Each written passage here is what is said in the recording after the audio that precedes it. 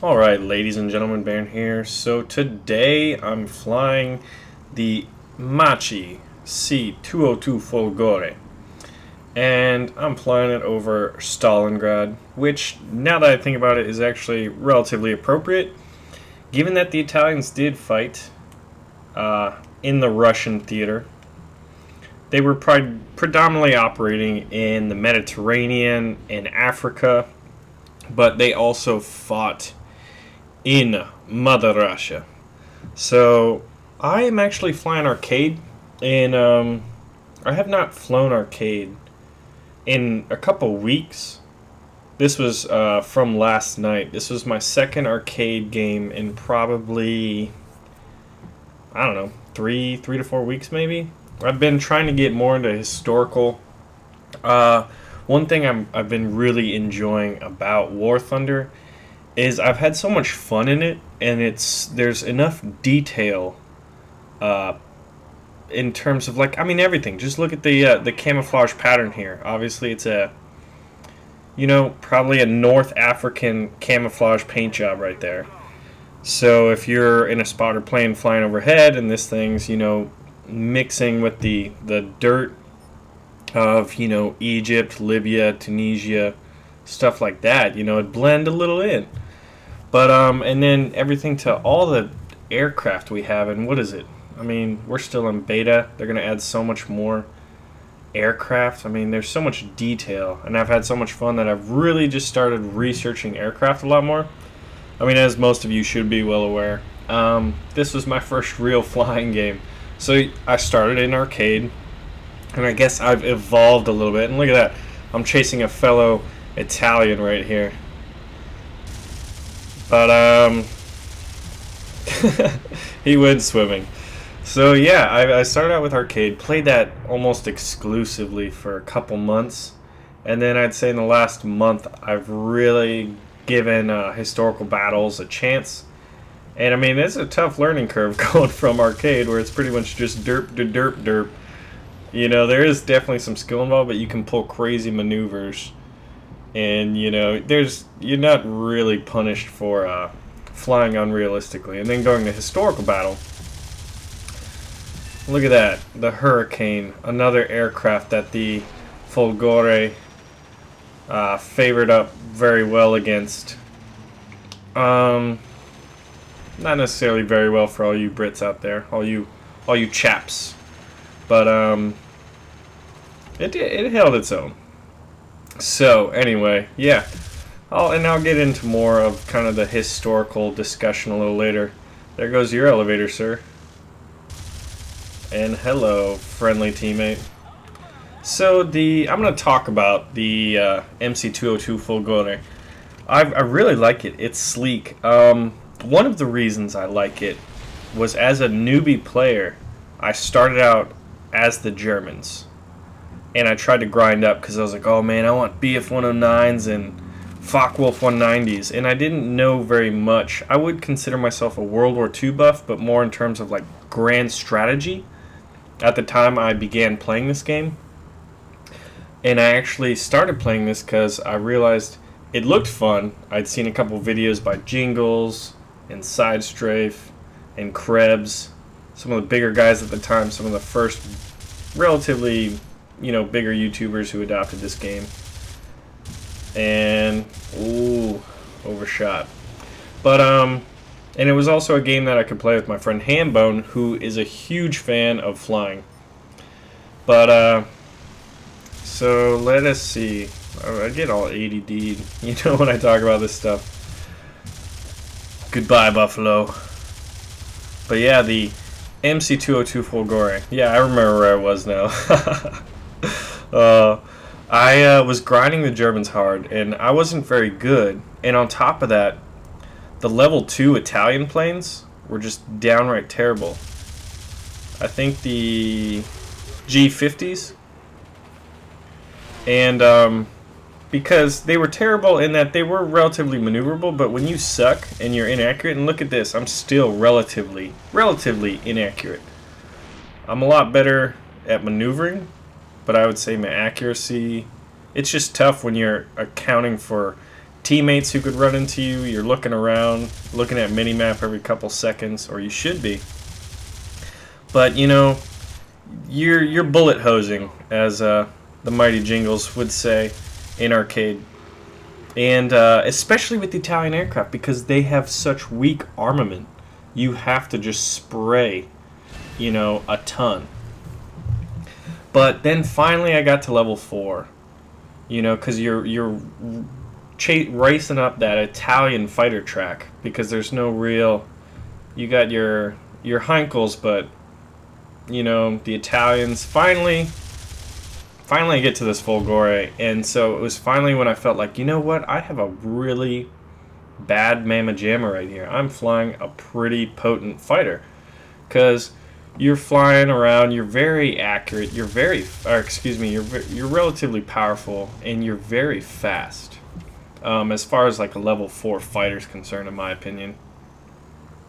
And you got two 12.7mm machine guns and two 7.7mm machine guns, whereas before with the Italians, all you ever had was 2 machine guns at one point, generally 12.7s, and they were fired from the engine cowling, so they were slow because they would fire through the propeller. There was no wing-mounted machine guns, so you had decently, you know, you had 12.7s, but they were slow, and you had such low ammunition count for the level 2s that it was a struggle. Look at that.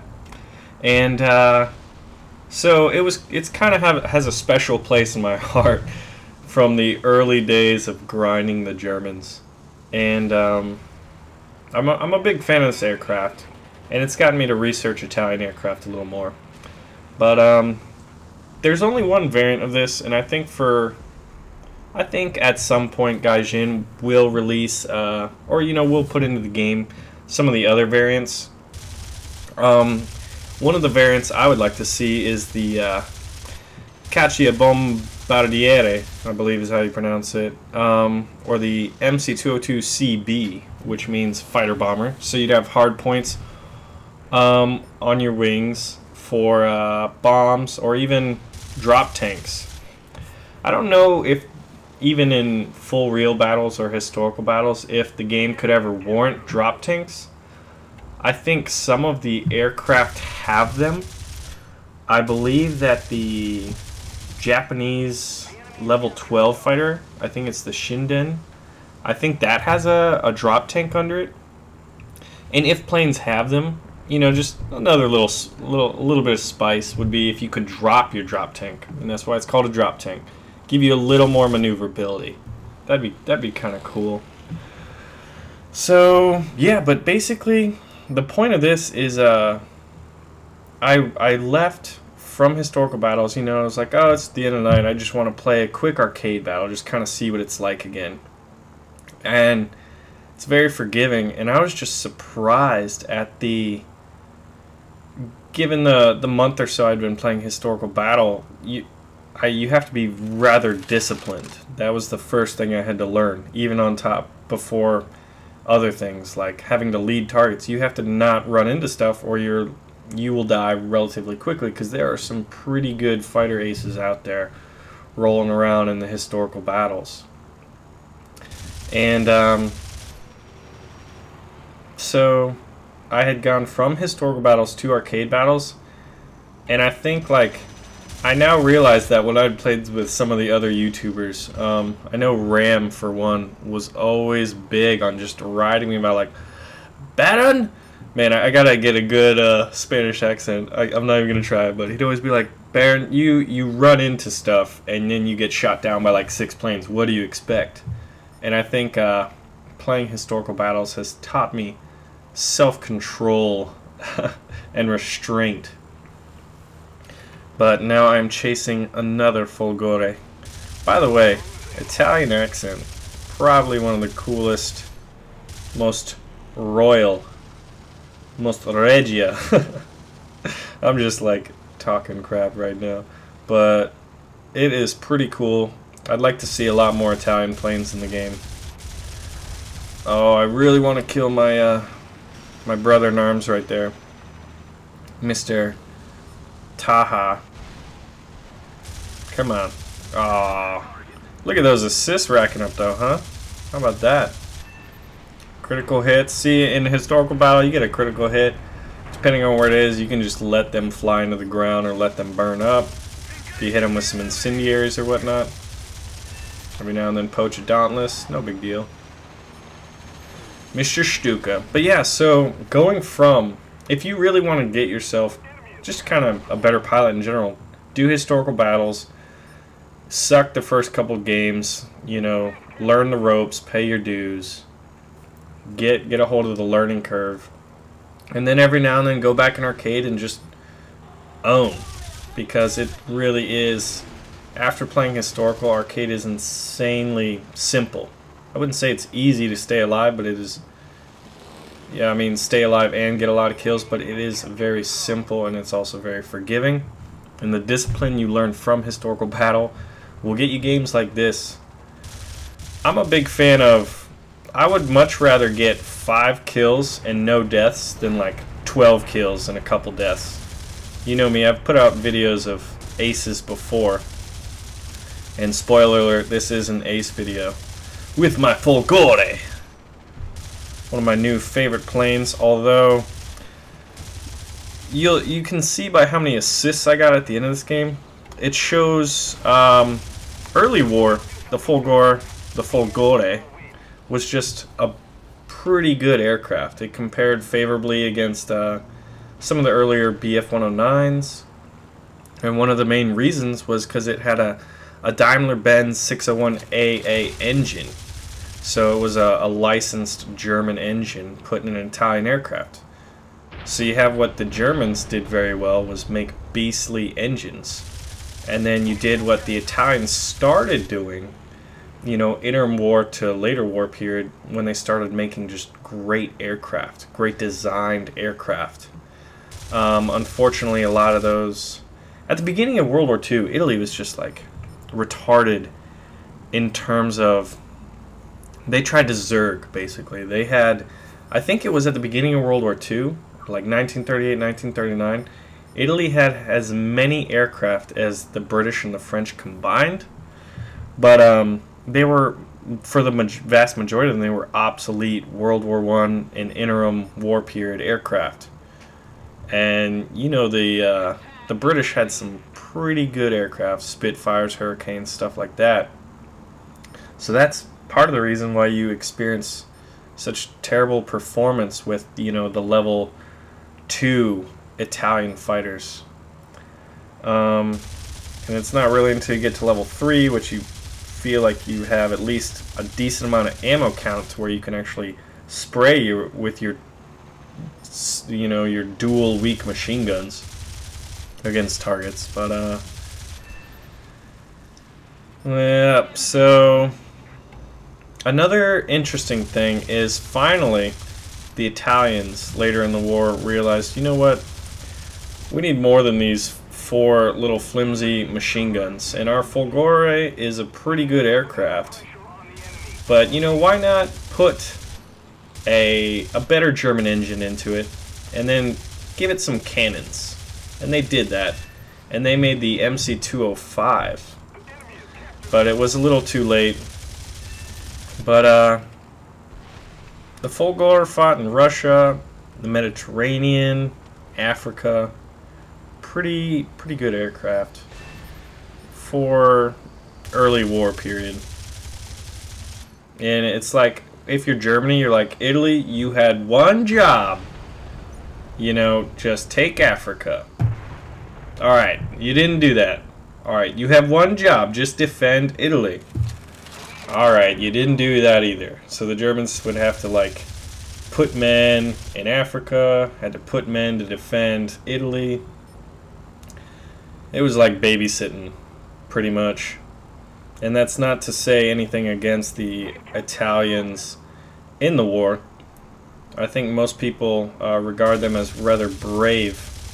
That bravado was very prevalent in a lot of, you know, Italian fighter pilots, tank commanders and infantry and all that, but they just had, for the most part, equipment that was just outdated against the equally brave Brits in Africa and stuff like that.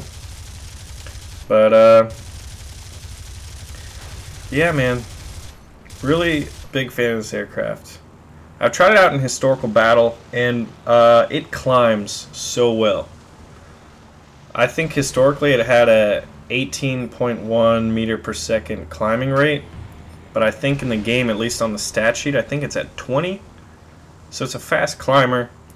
The only true problem, which you've watched it this entire game, is the hitting power of these machine guns.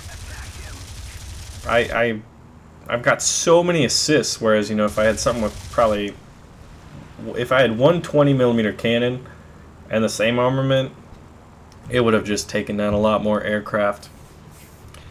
And that is why I would love to see the MC.205. And also, it'd be fun to have other variants of the MC.202. I already talked about the Caccia Bombardiere. That would be sweet. Strap a couple of bombs of that, drop them off early, and then get into your dogfighting. You know me with the American aircraft. I'm a big fan of having some bombs under my wings in case there's some juicy ground targets. So anyway, the game is closing down. I got a bunch of awards. Yay, I'm special. But highly recommend this aircraft. MC.202 Folgore. Let's have a couple more Italian aircraft in the game. Why not? So, ladies and gentlemen, I want to hear about some more Italian aircraft. I'm in an Italian mood this weekend. Pretty good score. Not bad. Well, I'm Baron. Thank you all for watching. 10 assists. By the way, that is a double-double. 5 kills, 10 assists. Double-double. I'm Baron. Thanks for watching. See y'all next time. Historically, that's not how the Battle of Peleliu actually happened. Whereas from a gameplay standpoint, it's basically each team is mirrored. The only thing that really isn't mirrored, and it would only offset things very slightly in terms of balance, is the terrain. As you can see, some beaches may be closer. I'm not really sure how Gaijin's doing that, but basically it's a rather well-balanced map. Whereas historically, the Japanese held the island and they had no supporting fleet.